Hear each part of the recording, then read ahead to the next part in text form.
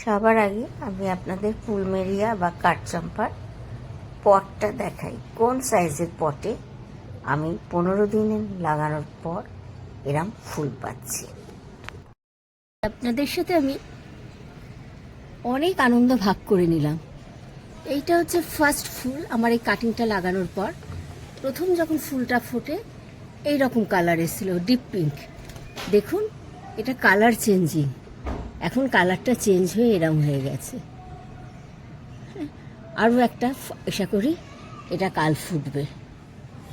কাঠচম্পা লাগানোর সুবিধা এটাই, খুব কম যত্নে গাছ হয়, আর একটা ফুল ফুটলে তার সঙ্গে অনেক বার্ডস নিয়ে আসে, তো অনেক ফুল ফুটতে থাকে এবং ফুলগুলো বেশ দীর্ঘদিন স্থায়ী হয়।